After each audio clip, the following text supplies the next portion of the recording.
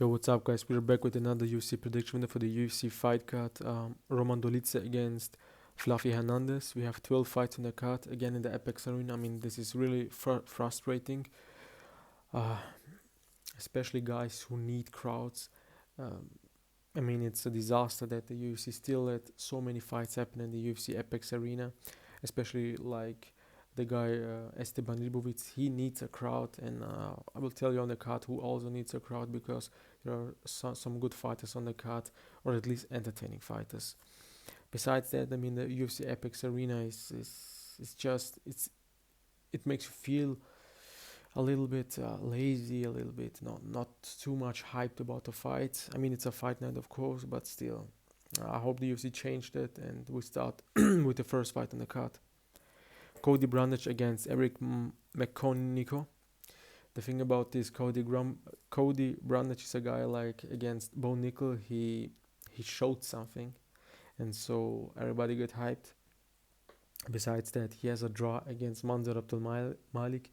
The fight got overturned. Still, he beats Marcus by strikes in his last fight. McConico is not a good fighter, so I believe Brundage by second round TKO will be the case here. Next on the card is Gabriella Fernandes against Julia Stoliarenko. Stoliarenko has some really nasty armbar, but Fernandes beat Kong Wang, and I believe if you can beat Kong Wang, you can beat a lot of women in this division. So I see Gabriella Fernandes winning this by decision. I'm trying to go with the submission, but let's go by decision. Next on the card is Uros Medic against Gilbert Urbina. We got Uros Medic by first round knockout. I believe a fighter like Medic, he just needs to find the rhythm of the opponent, and then he can knock him out easily. Joselyne Edwards against Priscila Cachoeira. We got Edwards by decision. Elijah Smith against Toshiomi Kazama.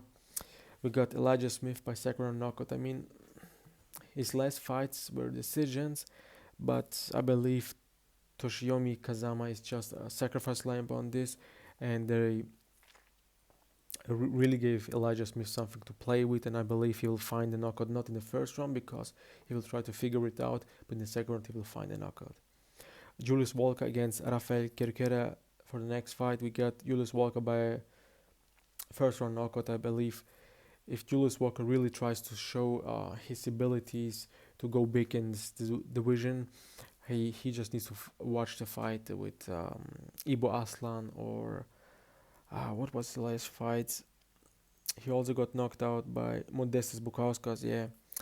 So 2 fights in UFC, 2 times he got knocked out pretty easy. So Julius Walker should give him some good combos and knock him out. The thing about Julius Walker is I'm surprised he lost a split decision against Alonzo Manifield. I really thought he will be better in the fight. Yeah, so now we go to the main card. Eryk Anders against Christian Duncan. We got Christian Duncan by decision. I believe Anders can eat his punches and just his striking and survive it, but 30-27 is what I believe this fight will go. I mean, Chris Duncan beat Andre Pulaev, and we all saw how good Andre Pulaev's I mean, overall he's very good, but especially his striking is very good. I mean, we saw his take in the fence, which is nice too. Now a big underdog, Miles Jones against John Matsumoto. I don't understand how a guy like Miles Jones can be such a big underdog just because he lost to Felipe Silva, who is very good. Felipe Lima, sorry. Besides that, Miles Jones is a very good fighter. He's 15-3. Yeah, John Matsumoto is 16-1. But the thing about him, he don't have that much of an experience. Miles Jones is for a long time in the UFC, and he's very young. I believe he can show Jun Matsumoto levels to this game and win a close 29-28. Andre Fili against C-Rod, Christian Rodriguez. Christian Rodriguez by second round submission. The thing about this is Andre Fili, you can submit him easily. I don't know why. I don't know how Bill Algeo couldn't do it against Andre Fili, which I remember the fight was Fili had him in a rear naked choke position, but Bill Algeo just punched. The thing about this is he has a wide neck, he like a long neck, and he's very skinny. And if a guy like Rodriguez, who is very good grappling, take him down and goes for a ass choke or even a rear naked choke, I believe he can do this. The thing about Fili, he's also very chinny, so Duncan can knock him down and submit him. Even a decision, whatever is it, Christian Rodriguez should win this fight. If Andre Fili with 24-12, like he win, he loses. If he really wins this fight, I'm questioning myself, because Sirot always loses to a guy with a record like this. That's why I mention it. But if you're an undefeated prospect, Rodriguez beat you up. I don't understand this, but yeah, let's trust this time in Christian Rodriguez.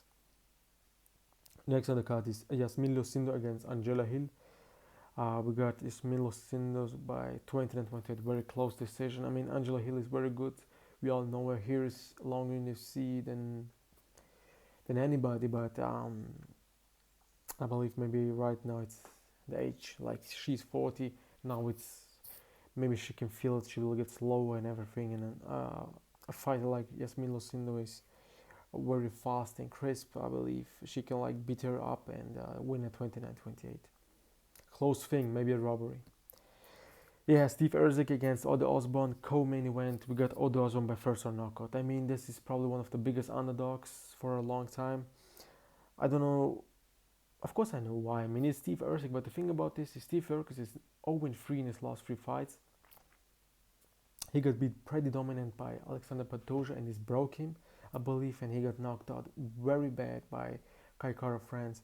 The thing about Otto Osbourne, if he wins this fight, it's most of the times a finish, especially a knockout, especially in the UFC, and he has just big, like fast hands and long hands. I believe he will go like to the outside.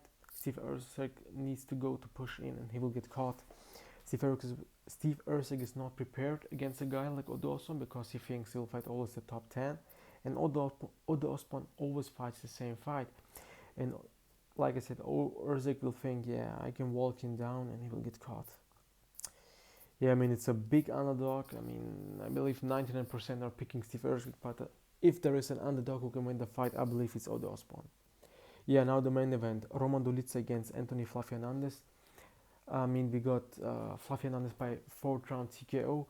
The thing about this fight is Dolidze is very good, and he has a good chin, but how I see the finish is like a back flat position for Anthony Fernandes, and then just punch him before the ref steps in. Like, this will be a very good fight, but especially the 3rd round will be too much for Roman. He will lose the stamina, lose his gas tank, and in the 4th round he will lay back flat on his back and get TKO'd.